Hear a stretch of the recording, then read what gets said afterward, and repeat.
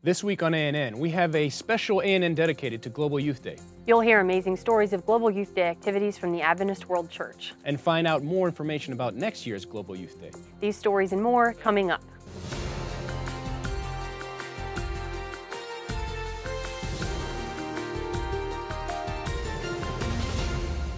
Thank you so much for joining us this week. Due to the Independence Day holiday here in the United States, we, along with ANN, are taking the week off. However, we still wanted to bring you a special episode of ANN Video. This week on ANN, we are focusing on Global Youth Day. Every year on one special Sabbath, young people take the challenge to be the sermon. GYD started in 2013 with the support of leadership of the Seventh-day Adventist Church, its 13 world regions, and 2 attached fields. The vision of GYD is to recapture the reality of Adventist youth as a global movement mobilized for service, contributing to the proclamation of the everlasting gospel and ushering in the second coming of Jesus Christ. We start our Global Youth Day coverage in South Africa, where a team of young people completed a 5-day bike trip to raise awareness for the plight of hunger in the country. The team organized an outreach project at each stop they made. At one location, they served more than 1,000 meals. Sid Media sent this report. The Extreme Ride for Hunger Tour is a five-day tour from Kimberley to Cape Town. We did 4 outreach programs. We went from Kimberley to Bridgetown the first day. We did an outreach project there for our Frail Care Center, and from there we went down to Beaufort West, where we stayed over there. From Beaufort we went to Oudtshoorn, where we did an outreach project for the elderly people with food parcels. From Oudtshoorn we went uphill to Riversdale, where we served the community there as well with the outreach project. The kids, 60 kids, we gave them sanitary parcels and also stationary parcels, and we also helped the elderly people there and the poor.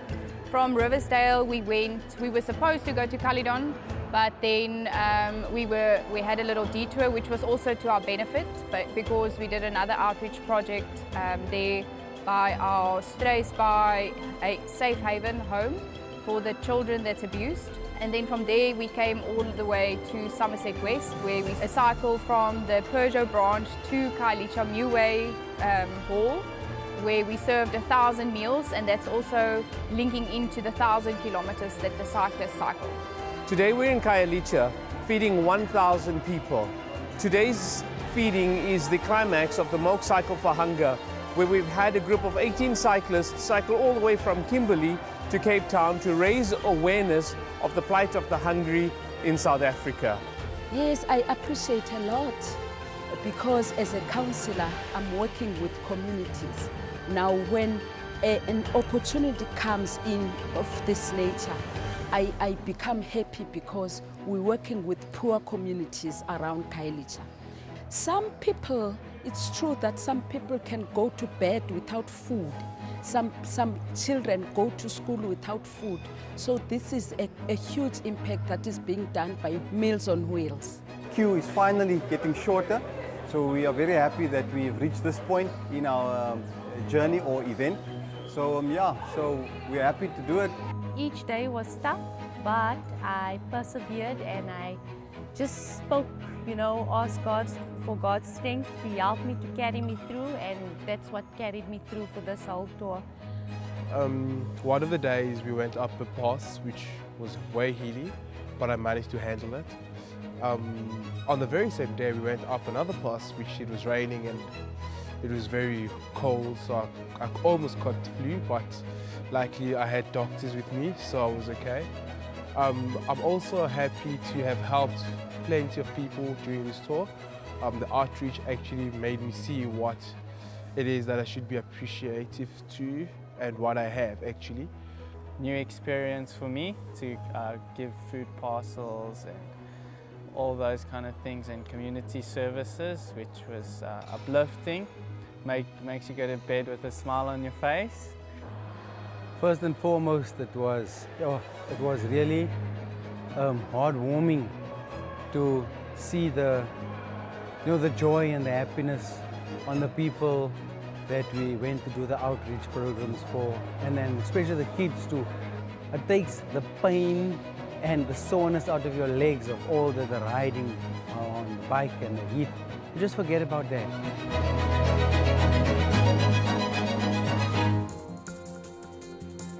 Associate Director of Communications for the Adventist World Church, Sam Neves, hosted a group of young people in the church's world headquarters during Global Youth Day. Here's the report.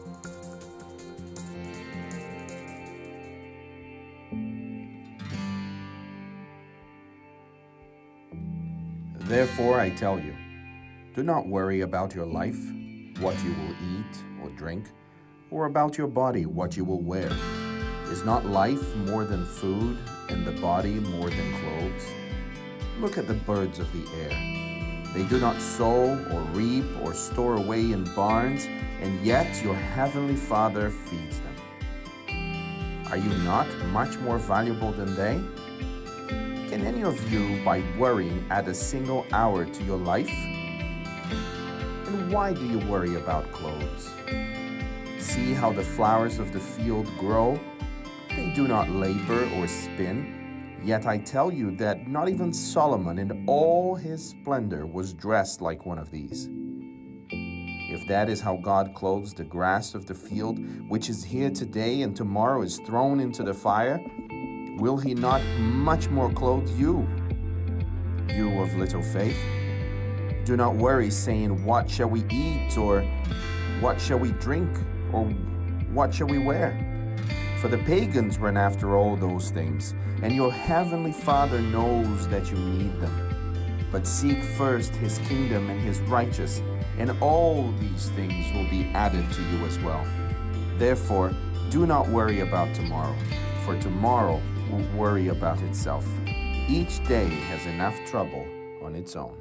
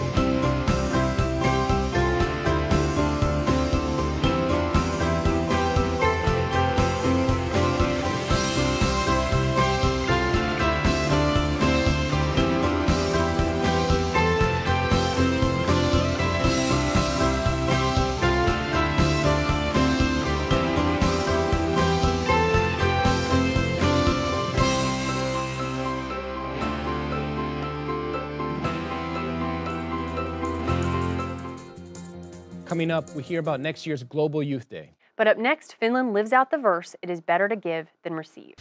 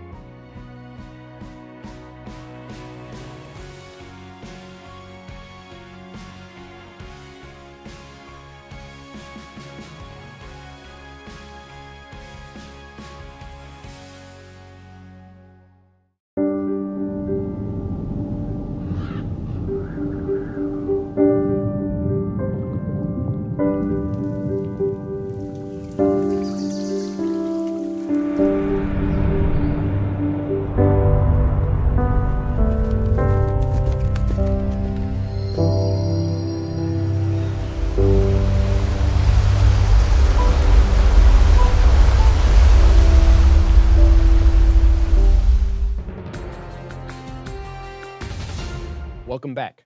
Adventist young people in Finland took the message, it is better to give than receive, to heart. The Adventist University in the Trans-European region sent this report. Hi, I'm Heidi, I'm Adventist, I'm Finnish, and I will walk you through our Youth Day in Helsinki. God says in Acts 20 that it is more blessed to give than to receive. And this is the general principle behind Global Youth Day: to share the love of Christ to our brothers and sisters through practical activities. Come, follow me. So this is where we also get extra food from our local grocery shop. They're kind enough to donate us food products so we can pass them on to people who are in need.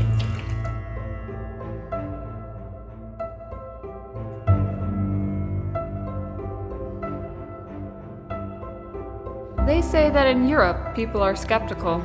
Even if this were true, it would not remove the fact that we are humans and we all need love. And this gives us a big opportunity to share God's love.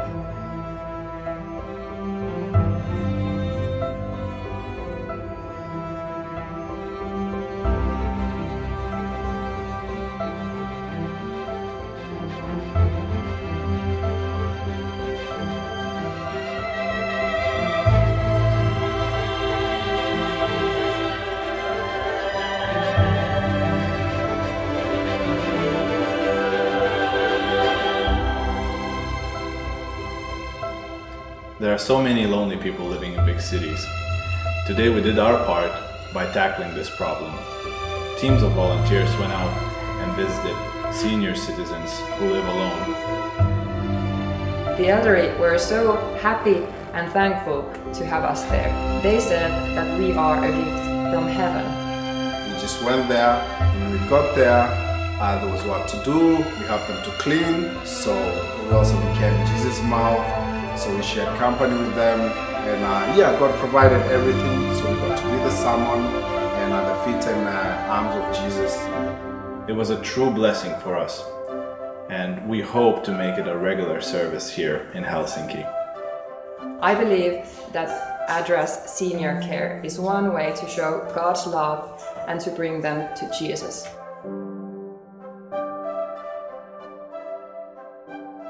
Imagine how people would react if we would follow the last commandment Jesus gave us as our basic rule.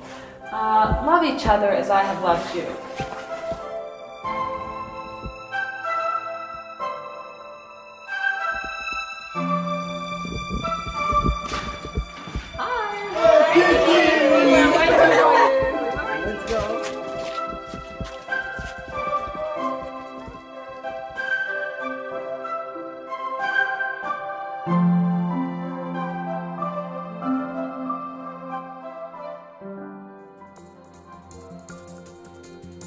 Every year, the hub of Global Youth Day is at the Adventist Church's Media Center in Darmstadt, Germany. The Inter-European Division sent this report with a glimpse of all the action.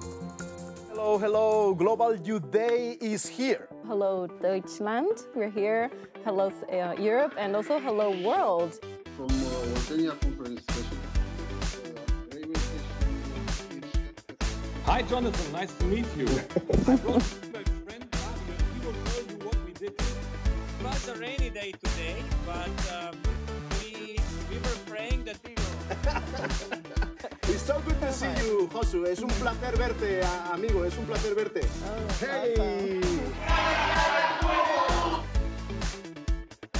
I have a question for you. You know, what are effective ways for youth to be the sermon today?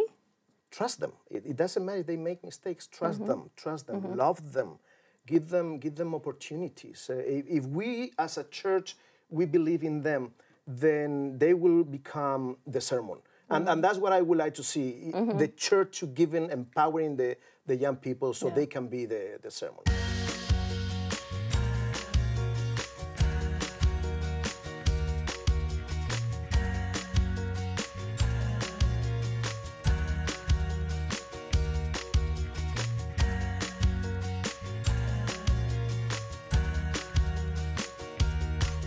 And with this, I conclude this part of the internet, and we move on to some more interviews. What do you think is the significance? Why Global Youth Day? It's important. Every division in the world working together, Jono. Yeah. And you know, it's just amazed to see everyone working. And it reminds me of the first angel's message. And I saw another angel flying in the midst of heaven to every nation, kindred, tongue, and people. So what we actually saw today was the first angel's message in action. It's encouraging the church to have a lifestyle of service. Well, all over the country we had several activities about society as well, so that was amazing.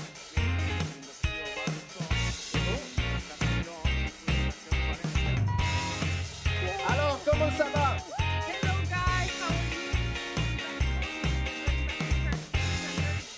you? We're back to the poll. Yes, we can do yes, that yes. for sure. So we share I'm curious. the 3 questions. Yes, at the beginning. At there the were 3 beginning. questions the people had to answer. Mm-hmm. So I'm wondering what their responses were for that. Yeah, let's read the questions.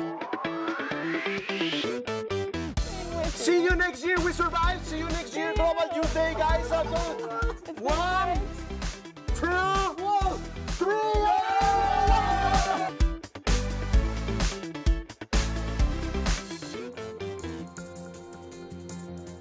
We hope you've enjoyed our special recap of Global Youth Day 2018. Next year, GYD will be held on March 16. The Global Youth Departments will encourage youth to adopt a prisoner, orphan, or someone who is elderly. In 2019, young people will start these projects at the beginning of the year and share their reports on GYD 2019. This will enforce the idea that GYD is a lifestyle, not just a one-day event. GYD is connected to the Youth Week of Prayer, which will be held March 16 through 22, and the Homecoming Sabbath held March 23. GYD launches the Week of Prayer. The Week of Prayer culminates in Homecoming Sabbath, a special Sabbath dedicated to seeking out and bringing back young people who have disappeared from church. For more information about GYD and to keep up to date on all the developments, visit globalyouthday.org. Coming up, Emily Mistrapa is here to talk about a series of videos based on the Adult Bible Study Guide. But up next, Adventist Mission shares the outreach dream of one Adventist university. We were a group of women outside the city gate by the river at a place of prayer. Lydia, a dealer in purple cloth from Thyatira, was also there.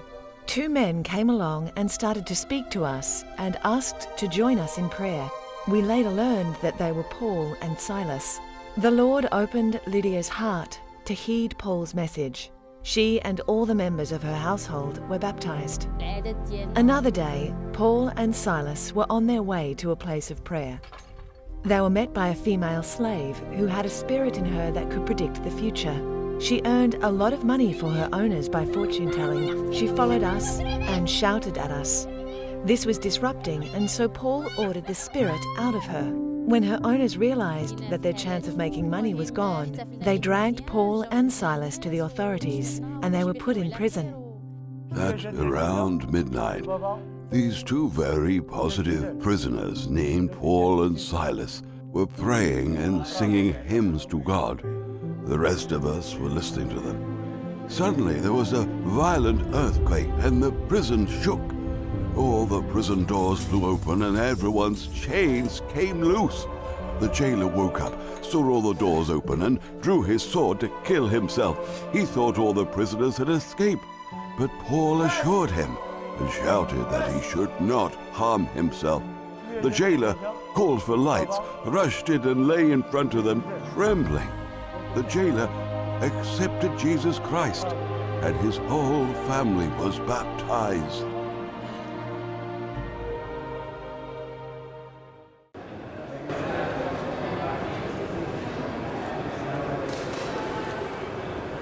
May I work in with you, young fella? Yeah. Go for it.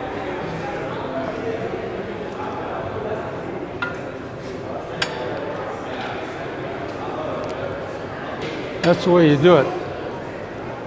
Got to put a little weight on it. Well, I'll put it back up here for you.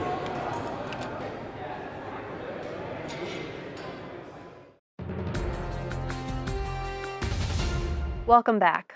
For more than 50 years now, the Adventist University of the Antilles dreamed to build a church as a place of worship and missionary training facility. Adventist Mission sent this report of how those dreams impacted one woman's life. Antillean Adventist University has a big dream. Its staff and students want to build a center of influence with an evangelistic center large enough for service to the community and for worship to God.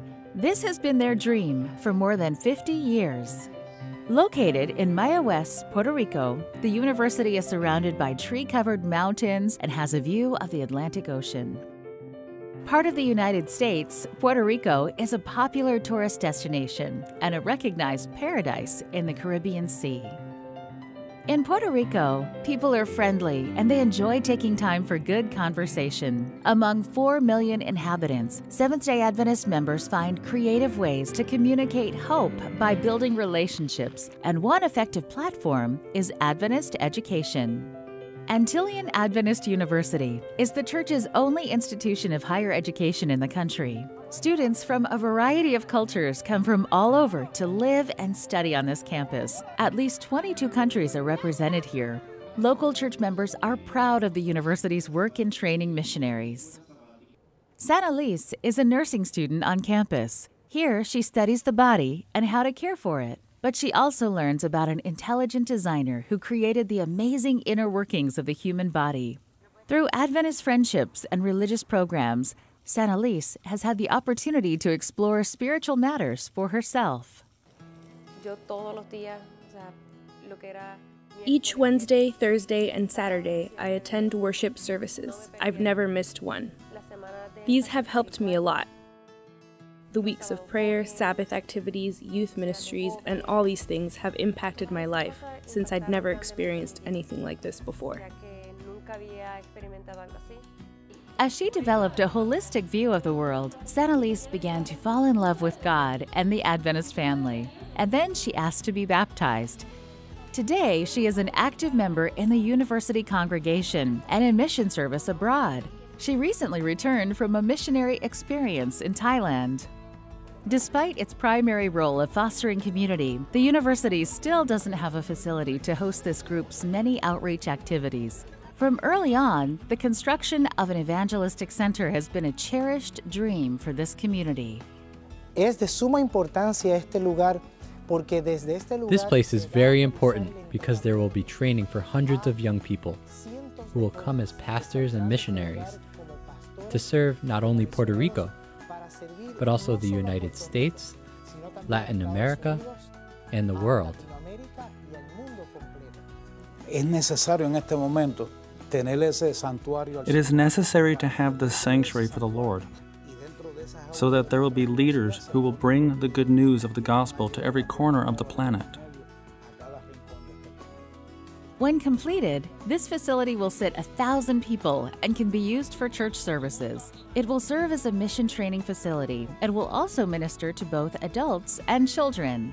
This quarter, a portion of your 13th Sabbath offering will help build this needed center of influence and evangelistic center at Antillean Adventist University. Thank you for your support of Adventist Mission.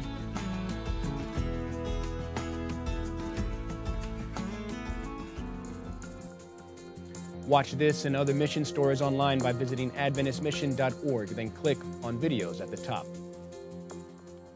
The Discipleship Ministry team from the South Pacific Division has worked with Adventist Media to produce short video clips for each week's Bible discussion. Emily Mastrapa is here to share how you can download and share the clips for your own Bible study. Many historians believe that the 3 most crucial decades in world history occurred when a small group of men, under the power of the Holy Spirit, took the gospel to the world. Acts deals with the formative periods of the early church, in which there was considerable administrative and theological growth. The 3rd quarter of the Adult Bible Study Guide is on the book of Acts. The Discipleship Ministry team from the South Pacific Division has worked with Adventist Media and produced short video clips, about 3 minutes long, on each week's Bible discussion. Explore weekly insights presented by 13 different pairs of ministry partners from across the South Pacific Division. These can be used each Sabbath or shared with your friends and family via social media. You can find the videos on their website at disciple.org.au, or if you prefer, you can download the videos at vimeo.com/spddiscipleship. The videos will be posted every Sabbath from July through September on the church's Facebook page. Visit facebook.com/The Adventist Church to watch and let us know what insights you found in the lesson. And you can find the full Bible study guides at absg.adventist.org. And finally, for today's episode, let's turn to David Trim for a look at Adventist history. This week, 2 special missionaries who dedicated their lives to the Adventist Church pass away. Welcome to This Week in Adventist History. On July 2nd, 1898, Charles Lucas Boyd, evangelist and pioneer missionary, died in Asheville, North Carolina.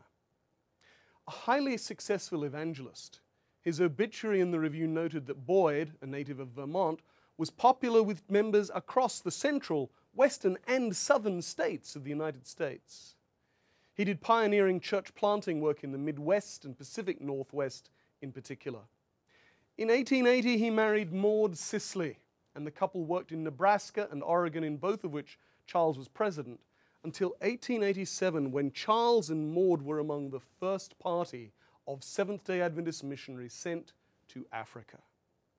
They worked in South Africa for 4 years, but Charles increasingly suffered from illness, and they returned to the U.S. in 1891, where Boyd continued in pastoral ministry.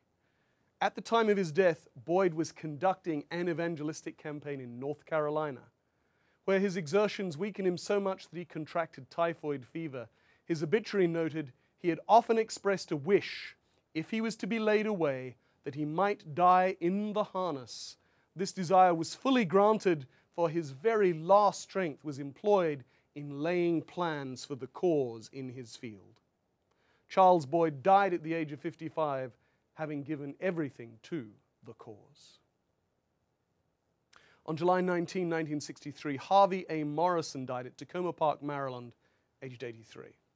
Harvey and his wife Althea both taught at Union College in the early 1900s. Althea later gained a doctorate. In 1914, Harvey became president of Union, and 3 years later, aged 38, he was ordained. From 1922 to 1927, and again during 1935 and 36, Morrison was president of Washington Missionary College, now Washington Adventist University. At the 1936 General Conference session, he was elected to lead the Department of Education of the General Conference. In 1946, at the age of 67, he was appointed General Manager of the Review and Herald Publishing Association and served in this capacity until 1958, when he finally retired at the age of 79. That was This Week in Adventist History. Thanks for watching A&N. Join us next week for more news from the headquarters of the Seventh-day Adventist Church. We'd love to hear from you. Send us your feedback and tell us how your church is making a difference in its community. Be sure to capture plenty of video footage and photos, then write up a summary of the event's important details. But feel free to send full video reports as well. You can reach us by sending an email to annvideo11@gmail.com. Before we say goodbye, here's some good news from the book of James, chapter 1, verse 5. The passage says, "If any of you lacks wisdom, you should ask God, who gives generously to all without finding fault, and it will be given to you." That's our program for this week, and remember, you can always visit news.adventist.org for daily news and videos. Until next time, God bless. Take care.